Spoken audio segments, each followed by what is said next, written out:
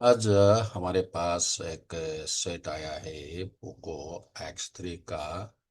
और इसको अगर हम पावर ऑन करने की कोशिश कर रहे हैं तो ये पावर ऑन भी नहीं हो रहा है। इसमें कुछ भी हलचल नहीं है, इसमें कुछ भी हलचल नहीं है। और अगर हम इसको आई चार्जर में लगाते हैं तो आई चार्जर का रेस्पॉन्स कुछ, आई चार्जर का अगर हम लगाते हैं तो आई चार्जर का रेस्पॉन्स वो कुछ 0 1 पे अटका हुआ है। आई चार्जर में हम इसको देखते हैं तो ये 0 1 पे अटका हुआ है। ये हमारा छठा नंबर चैनल पे लगा हुआ है आई चार्जर। और इसमें सीपीयू रिलेटेड फॉल्ट है। तो जरा इसको हम खोल के देखते हैं कि इसमें क्या प्रॉब्लम है। चलो ठीक है। और आगे प्रोजेक्ट को बढ़ाते हैं। इसका मदरबोर्ड में शॉर्टिंग हो सकता है, नहीं भी हो सकता है। तो एक बार इसकी मदरबोर्ड को यहाँ से चेक कर लेते हैं। आप मीटर पे नज़र रखिए, देखते हैं क्या मिलता है। तो ग्राउंड है और ये 429 ओम्स दिखा रहा है। रिवर्स में अगर देखते हैं तो ये कुछ जाके वो एल तक पहुंच जाता है। तो इसका मतलब ये है कि सेट में कोई मदरबोर्ड में सेटिंग नहीं है। एक बार इसकी बैटरी को भी चेक कर लेते हैं ताकि देखें बैटरी में चार्ज। बैटरी को देखते हैं तो इसमें 3.7 से ऊपर जो है वो चार्ज है, यानी कि बैटरी भी सही है। तो चलो इसको देखते हैं और देखते हैं इसकी बोर्ड की कंडीशन क्या है। इसकी बोर्ड की कंडीशन क्या है इसको जरा देख लेते हैं।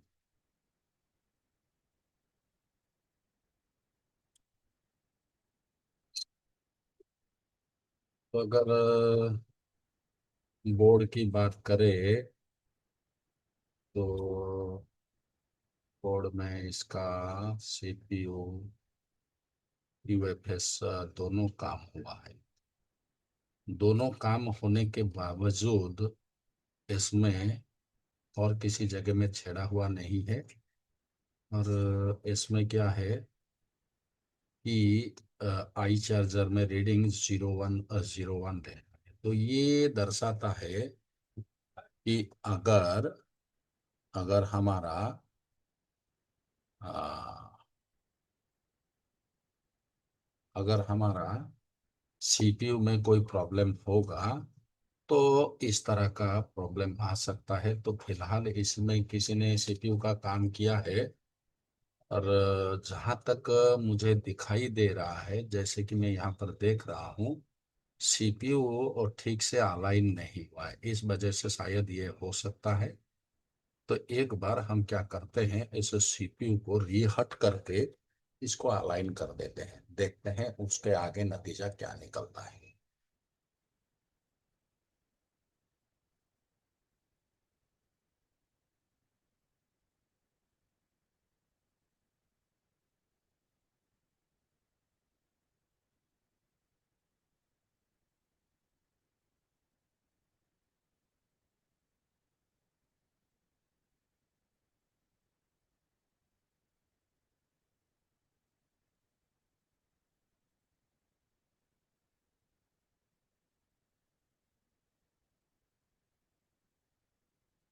एक तरह से साफ भी नहीं किया है। चलो कोई नहीं, हम थोड़ा सीपीयू को अलाइन कर देते हैं। तो मेरे ख्याल से हमारा सीपीयू जो है वो सही तरह से अलाइनमेंट हो चुका है। जो इस साइड थोड़ा सा टेढ़ा मेरे को दिख रहा था वो अभी लगभग सही से बैठ गया है। अगर इस सीपीयू का बॉल ठीक से बना होगा तो मेरे ख्याल से इसको ठंडा होने के बाद जब हम फिट करेंगे तो शायद ये हो सकता है कि सेट हमारा ऑन हो जाए। अगर ऑन हो गया तो हमें दोबारा सीपीयू रिवॉल्व करने की जरूरत नहीं होगा, क्योंकि किसी ने इसके ऊपर सीपीयू और यूएफएस दोनों को काम किया है। हाँ, तो सिर्फ अलाइनमेंट के वजह से यहाँ से हो सकता है कि सेट जो है वो डेड कंडीशन में था।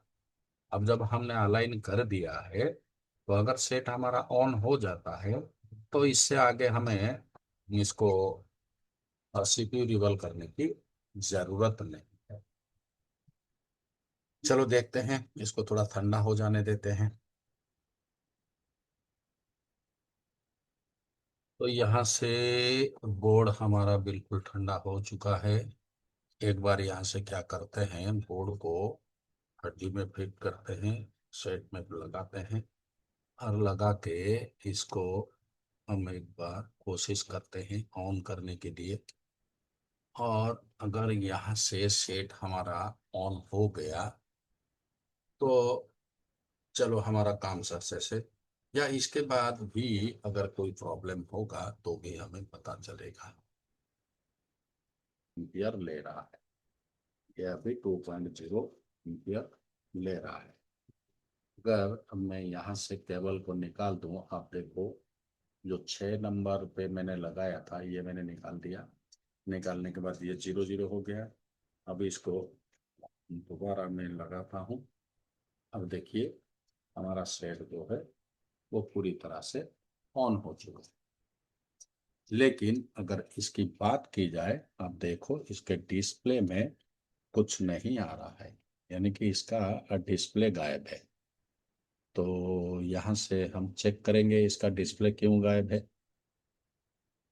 पर ऑन करके देखते हैं इसमें कुछ वाइब्रेशन वगैरह हो रहा है क्या। बिल्कुल वाइब्रेट हो रहा है। और ये मेरा नॉइज कैंसलेशन है, इसलिए वाइब्रेट की आवाज़ तुम लोगों को सुनाई नहीं देगा। लेकिन सेट हमारा एक तरफ से ऑन हो गया है। अगर यहाँ से हम यूएसबी केबल का इंसर्ट करेंगे तो यहाँ पर हमें ये आवाज़ आ गया, देख आवाज़ आ गया, सेट ऑन हो गया। यानी कि सेट तो ऑन हो गया लेकिन इसमें कोई भी ग्राफिक या लाइट नहीं है। चलो देखते हैं ग्राफिक लाइट को जरा यहाँ से चेक करते हैं कि इसमें ग्राफिक और लाइट में क्या प्रॉब्लम आया है। तो यहाँ से रेड प्रोब को ग्राउंड करना है, और ग्राउंड करने के बाद हमें इसकी मीपी फिल्टर्स को चेक करना है। मीपी फिल्टर्स पे हमारा वो वैल्यू आ रहा है कि नहीं आ रहा है। तो आप मीटर को ध्यान से नजर रखो।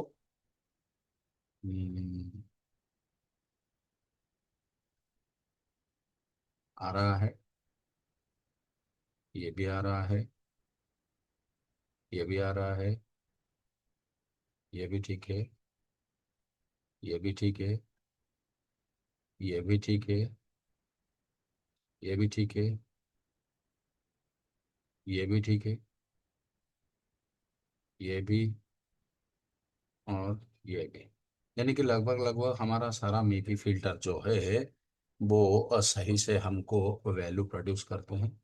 लेकिन यहाँ हमने देखने का मकसद सिर्फ इतना है क्योंकि इसमें सीपीयू के ऊपर काम हुआ है। तो सीपीयू के हिसाब से यहाँ पर हमारा मीपी का वोल्टेज आ रहा है कि नहीं आ रहा है। कि हमने यहाँ से सीपीयू का तो कंटिन्यूटी चेक कर लिया कि सीपीयू से हमारा परफेक्ट जो है वो बन रहा है। लेकिन क्या कनेक्टर पर बन रहा है? कनेक्टर लूज नहीं है तो, या तो इस जो मीपी फिल्टर यहाँ पर लगा है इसमें कोई खराबी ना हो। तो एक बार हम यहाँ पर कनेक्टर पर देख लेते हैं। पहला ग्राउंड रहेगा, उसके बाद दो मीपी, यहाँ आ रहा है, यहाँ भी आ रहा है, फिर ग्राउंड, फिर दो मीपी, ये भी आ रहा है, फिर ग्राउंड, फिर दो मीपी। अब देखो, अब देखो यहाँ पर मीपी के फिल्टर के जरिए यहाँ से तो हमारा फ्रीक्वेंसी बन रहा है, लेकिन कनेक्टर पर हमारा जीआर नहीं बन रहा। तो एक बार इस तरफ भी चेक कर लेते हैं मीपी फिल्टर का। तो ये दर्शाता है कि ये मीपी फिल्टर यहाँ पर हमारा खराब है। इस वजह से इसमें ग्राफिक्स और लाइट कुछ नहीं आ रहा है। ग्राफिक्स आएगा तो लाइट ऑटोमेटिक आ जाएगा, अगर लाइट सेक्शन खराब ना हो तो यहाँ पर हमें देखने को मिला, यहाँ पर एक मीपी फिल्टर जो है वो खराब है, ओपन है। तो चलो इस मीपी फिल्टर को यहाँ से हम निकाल लेते हैं।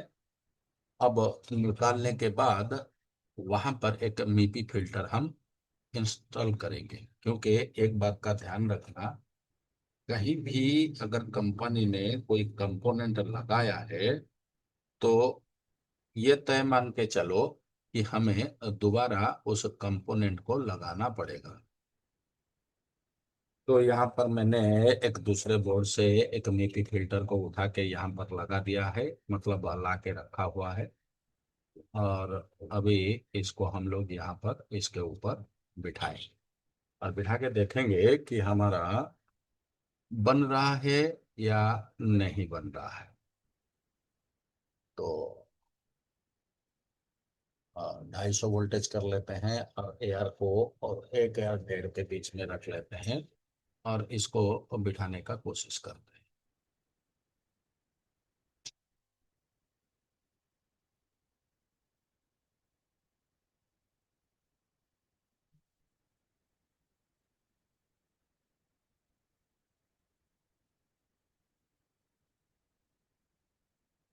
चलो, यहाँ से बैठ गया है हमारा मीठी फिल्टर।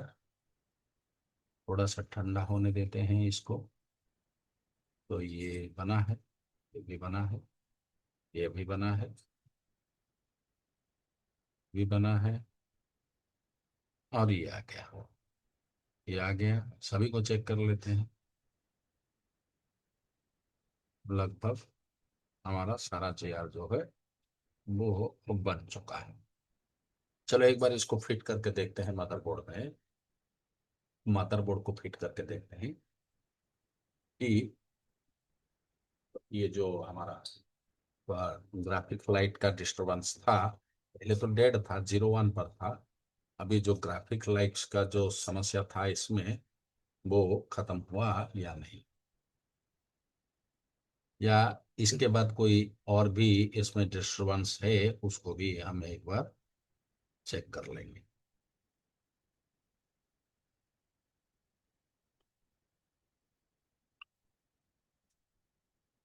या अब यहाँ से चार्जर को इंसर्ट करते हैं, देखते हैं क्या होता है।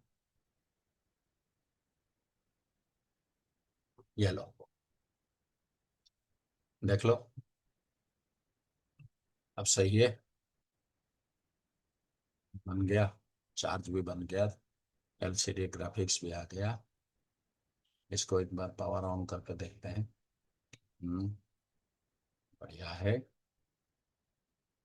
सेट हमारा ऑलरेडी चालू हो गया है। एक नीपी फिल्टर यहाँ पर खराब था, ओपन था, टूटा हुआ था, जिसके वजह से इस सेट में हमारा ग्राफिक और लाइट नहीं आ रहा था। फिलहाल अभी graphic, light, charging, set, powering on, सब कुछ हो गया। बहुत ही छोटा सा फॉल्ट इसमें था, किसी बंदे ने इसको सीपीयू और यूएफएस को रिवॉल्व किया हुआ था, लेकिन शायद उसका रिवॉल्विंग मतलब आईसी जो है बैठाने का काम उससे ठीक नहीं हुआ था, इसलिए ये सेट हमारे पास वापस आया था कि गुरुजी आप इसको बना के दीजिए। तो मैं पहले 5 मिनट इसको आई स्कैन किया तो मेरे को लगा कि इसकी सीपीयू जो है वो ठीक से अलाइनमेंट है। ये ऑलरेडी हमारा सेट चालू हो गया है, टच भी ठीक काम कर रहा है, सब कुछ सही है। और नंबर को डायल कर लेते हैं। भाई व्हाट्सएप पर होती सारा ये हो रहा है सही सही। जरा इसका ईमेल को भी चेक कर लेते हैं, वो भी है कि नहीं। ये भी है, सब कुछ सही है। चलो, आज के लिए आप लोगों के लिए ये बहुत छोटा सा प्रेजेंटेशन था। हालांकि इसमें बहुत बड़ा बड़ा फॉल्ट था, सेट डेड था, सीपीयू ठीक से अलाइनमेंट नहीं हुआ था। अगर यहाँ पर सीपीयू कोई रिवल नहीं किया होता, तो हम पहले सीपीयू को रिवल करते, रिवल करके कोशिश करते। तो हमने सीपीयू को जस्ट अलाइनमेंट किया, अलाइनमेंट करने के बाद सेट हमारा चालू हो गया। चालू होने के बाद इसमें ग्राफिक लाइट नहीं था। तो अब मीपी लाइन को जब हमने चेक किया तो इसमें से एक फिल्टर जो है वो खराब था, मीपी फिल्टर। ध्यान रखने वाली बात यह है कि जब भी हम मीपी लाइन को चेक करेंगे सीपीयू के बाद, तो पहले मीपी फिल्टर से पहले उसको चेक करेंगे, क्योंकि सीपीयू से ये सारे लाइंस आते हैं। अगर मीपी फिल्टर्स पर सब आ रहे हैं तो उसका अगला पड़ाव जो है हम डिस्प्ले कनेक्टर पर देखेंगे। डिस्प्ले कनेक्टर पर हमें अगर सारे मीपी लाइन मिल गया तो हम दूसरे रास्ते में जाएंगे, अगर मीपी लाइन नहीं मिला तो फिर हम उस फॉल्ट को चेक करेंगे कि हमारा फॉल्ट कहाँ पर है। तो आज के इस वीडियो में हमने देखा कि एक छोटा सा मीपी फिल्टर फिल्टर के लिए इसका लाइन लाइट और ग्राफिक दोनों नहीं बनता। और यहाँ से आपको भी एक छोटा सा टुकड़ा सीखने को मिला। चाहे कोई भी कंपोनेंट हो, वो चाहे 0 ohms का रजिस्टर हो या मीपी कॉइल हो या कोई कैपेसिटर हो, अगर खराब हुआ है तो निकाल के उसी जगह में एक दूसरा लगाओ, ताकि सेट की जो लंगजिविटी वो बना रहे। शुक्रिया, थैंक यू दोस्तों। और अगर इस तरह का अगर इस तरह का आप लोग मतलब काम सीखना चाहते हैं, अगर आप लोग इस तरह का काम सीखना चाहते हैं तो आप बिल्कुल मेरे क्लास को ज्वाइन कर सकते हो। मेरा क्लास हर महीने के 10 तारीख से हो रहा है, जिसमें मैं डीप लेवल से लेकर सॉफ्टवेयर हार्डवेयर कंपोनेंट्स प्रैक्टिकल सब कुछ करवाता हूँ। तो अगर किसी को क्लास करना है तो हर वीडियो के नीचे मेरा एक व्हाट्सएप नंबर होता है, उसमें मुझे डायरेक्ट कॉन्टैक्ट कर सकते हो। So thank you.